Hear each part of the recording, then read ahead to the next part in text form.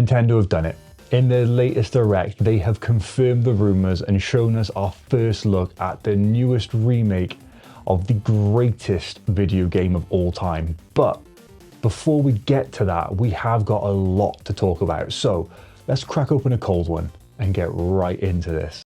Hey, listen! So look, this Nintendo Direct, it was a bit all over the place. I'm not gonna lie. There were some really high points and there were some really low and really confusing points with it. And I'm not gonna do like a full rundown of every single little thing that was announced, but I wanna give you my highlights and some of the things that made me go, oh, actually, yeah, they are respecting the Switch 2. They are sprinkling some respect on Nintendo's name again, which is what we all thought was gonna happen with this generation. Because coming off the back of the Wii U, people were a little bit unsure with the Switch, and then that turned out to be a humongous success, and the Switch 2 is now carrying on that prestige, and now, finally, third parties are actually starting to realize the great success that they can have on Nintendo's latest platform. And what better way to celebrate that than by finding out that the newest addition to the Onimusha franchise is going to be coming out on the Switch 2.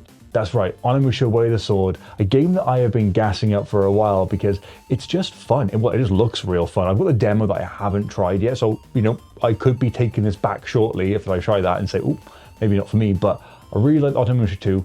This looks like a really good game. And also, the fact that it's coming day and date on the Switch 2 is just class. It actually shows that Capcom are taking the Switch 2 seriously. Now, we've already seen them bring out Pragmata and Resi 9, and they both looked incredible on the Switch 2. So to see what they're going to do with Onimusha is only going to be a good thing. I'm pretty excited for this one. I still don't know what platform I'm going to pick it up on. Depends if I can get a code for it or not. That will definitely determine what platform I play it on. But to find out that it was coming to the Switch 2 was a really, really nice thing to see. At the Sony showcase, we saw Stellar Blade Blood Rain. And at the Nintendo Direct, we saw Stellar Blade. Just the first one, but it is coming to the Switch 2. It was a graphical showpiece on the PS5, and it's now being ported over. Granted, it's a little bit late to the party, however, it is nice to see it now. Does this mean that Blood Rain is going to come to the Switch 2? We can only dream. I guess it all depends on how well Stellar Blade does, and that will probably determine if they do bring over Blood Rain. But for now, players who want to play it portably can actually do that a lot easier than dragging around either a really hefty handheld PC or streaming it on their PlayStation Portal. Now, I never thought that I'd be someone who'd be like getting excited for like additional content and stuff, but when it's stuff like this, I can't help but smile, at least. Pocopia is getting some new stuff coming to us. So there's a free update coming in August, which will grant you the ability to dive, which means that you're going to be able to go out at the bottom of the ocean bed and actually build towns under the sea, which is a really cool thing for all your amphibian Pokemon and all your fish Pokemon and all your underwater Pokemon and crustaceans and all the other, I don't know the rest of the terminology for water-based Pokemon, but they haven't got to flop around on land like Magikarp does. They can actually just, you know, live in water like they're meant to. Class. It looks sick. I really like that. It looks so cute. It looks so adorable. But it doesn't stop there. They are bringing out an expansion pass, which is going to bring some new content to the game. So there is one set to come out in August with what's called Bubbly Basin, which is a whole new town for you to explore, build up, and, you know, essentially make your own little Pokemon paradise. That's also going to be set under the water by the looks of it. It's really interesting that they're doing this. Now, the expansion pass will come with a cost attached to it, but that said, when you are getting additional content like this, and it is going to be set out in like stages, so there are 3 stages to it, it does feel like it is going to be worth it, especially with the amount of hours that you can get out of Pocopia. Seeing how broken people made their towns when the game had been out for a few weeks, I dread to think what they're going to put together when they have all these new abilities. But you cannot argue that it does not look incredibly cute. And another new game which is going to be coming out to the Switch 2 on launch alongside other platforms is Lords of the Fallen 2, which really caught me by surprise. But I'm actually, again, really glad to see companies taking a chance on this platform, given the success that it is having so far. And on top of Lords of the Fallen 2 coming out, we are also going to be getting Lies of P, which is essentially going to be turning your Switch 2 into a portable Souls-like system. But I think it's class. Now, yeah, granted, Lies of P has been out for a while. It's been included on Game Pass and in PlayStation Plus, but the fact that it's going to be coming out to the Switch 2, but it means that people who don't have access to those platforms can actually try out a game which has been slated to be one of the really good Souls-like games which isn't made by FromSoft. Personally, seeing these two games come out, along with Onimusha that was already announced for it, along with, I think, Dragon's Dogma 2 got picked up for it as well. There's so many of these big third-party adventures coming. It's going to be a sick time, and we're not just going to be sifting through the smaller games or the really, really old ports. We're actually looking like we're going to be getting some really good, intense new games and more recent games as well. It's also worth noting that Capcom are bringing out Devil May Cry 5 for the Switch 2 as well. One thing I will say is, Capcom, you are doing an incredible job at supporting this console. Like, hats off to you. You've done so well with bringing over these big games, big franchises, and also just bringing new titles to the console. I really hope that other companies show the same level of support that Capcom does. Now, imagine the look on my face when I see these three games pop up on screen all at once. That's right, Xenoblade Chronicles, Xenoblade Chronicles 2, and Xenoblade Chronicles 3 are all getting Nintendo Switch 2 editions. Now, we've already had Xenoblade Chronicles X get its Nintendo Switch 2 edition, but these are going to be slightly different. Not only are they getting the 60 frames per second upgrade, not only are they getting the 4K textures, HDR, and all the visual niceties you get with that, but we are getting some additional content with that. We're getting fully voiced cutscenes now, we're getting fully voiced heart-to-hearts, we're actually getting additional stuff in each game as well. So in Xenoblade Chronicles Definitive Edition, you're going to be getting access to a new glider, which will be able to take you around the actual world a lot quicker than going on foot, along with races and bonus challenges attached to that. In Xenoblade Chronicles 2, there's going to be some new blade missions for you to do, and you can take control of them and do like loads of different stuff you couldn't do in the base game. And then in Xenoblade Chronicles 3, there's going to be some more attack-based challenges there as well. Overall, getting a bunch more content, the visual upgrades, and more cutscene content as well. You cannot complain for that. Obviously, there are going to be two editions of these as well. There's going to be the physical edition for it and the digital edition.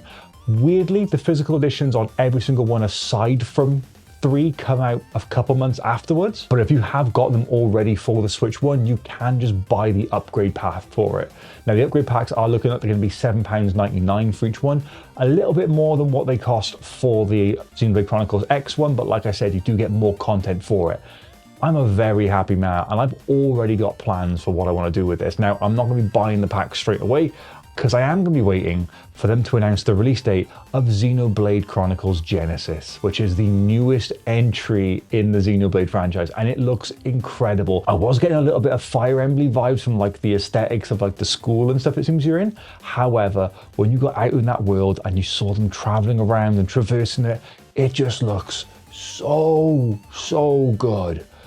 I'm a huge fan of Xenoblade. I absolutely love it. One of my good friends, Gary, got me into Xenoblade Chronicles by giving me the Xenoblade Chronicles 2 after realizing it was probably a little bit too complex for his kid.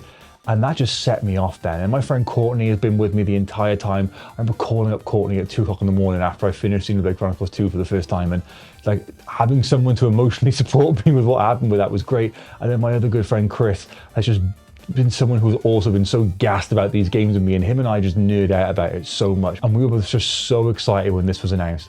I cannot wait to get my hands on this game. I will be doing something special for it, and I'm so excited. It just looks incredible. I fully get it. If you are not a JRPG fan, you will not get the hype behind this. But trust me when I say that Xenoblade Chronicles games are very different to what you'd normally expect, and they are so much fun. And emotionally devastating as well. Now, from watching a bunch of really interesting trailers to watching what could have just been a footnote was the Dustbloods trailer. FromSoft put out another teaser for this game, which is meant to be a Switch 2 exclusive, saying that there is a network test coming, but that was it. We didn't see any of the game. We still don't know how it plays. We still don't really know what it's about. We just know it's a FromSoft game. That's it. Bit strange that. I want to know more because I want to love it. Let me love your game. And the final highlight that I want to talk about that is special for me is obviously Minecraft Switch 2 edition. No, Ocarina of Time has finally been confirmed to be there on the Switch 2.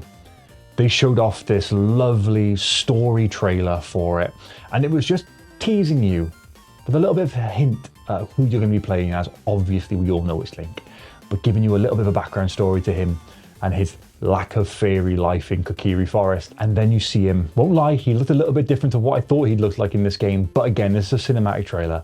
It was so cool to see it. Then the title card pops up and there we go. And we don't know anymore. We just know that it's coming out in 2026. So within the next 6 months, we're going to get our hands on this game. I'm putting my money on this game coming out in November because the only big title that's coming out in November, aside from Godzilla, is Grand Theft Auto 6. And I think if one company who does not care about Grand Theft Auto 6 is going to be Nintendo, because what can go toe-to-toe with Grand Theft Auto 6? It's going to be Ocarina of Time. Whenever it comes out, I'm going to be there with bells on, and I cannot wait to get my hands on it. But what I will say is this, I am scared.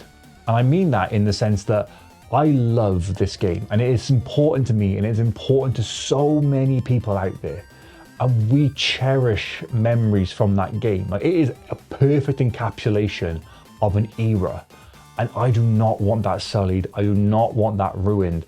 I want that to be preserved and honored and respected. And I know Nintendo will do what they can to make sure that the game is as true to the original as possible. But I can't help but want to make sure that my boy is okay. But I was super happy to see that at the end. And it was just a great direct. I'm going to be honest, the more that I think about it, the more I'm happy with this direct. When it initially came out, I was a little bit like, oh, what's the point in that? Because there were definitely some low moments in there. However, when you start to think about the respect that's being shown to Nintendo now and the amount of companies that are actually investing in this platform, it does go to show that the hard work that they did with the Switch has paid off.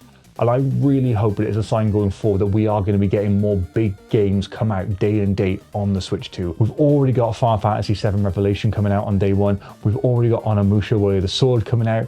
There's loads of awesome stuff which is going to be coming out day and date in the future, and I cannot wait to see where this goes. It's a great time to be a Nintendo fan. Now, the problem with Directs is everyone gets their hopes of wanting something that will never come. I wanted a new Luigi's Mansion. I wanted a new Mario game. I wanted DLC for Mario Kart World. We didn't get any of that stuff. But we did get was confirmation that one of the best games, if not the best game of all time, has been remade and is coming out shortly. And I just hope that means Majora's Mask is also coming in the future. It was a good direct. I had a good time doing it. I couldn't stream it, annoyingly, because I was in work and they were showing it at 3 p.m. So you're getting a recap video.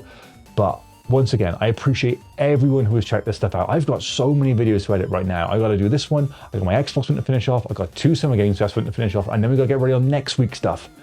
There's a lot that we got to do. But I'm so grateful that you were all here for the ride. Thank you to all of you. I will see you all very soon. You stay safe out there, and I'll catch you on the next one.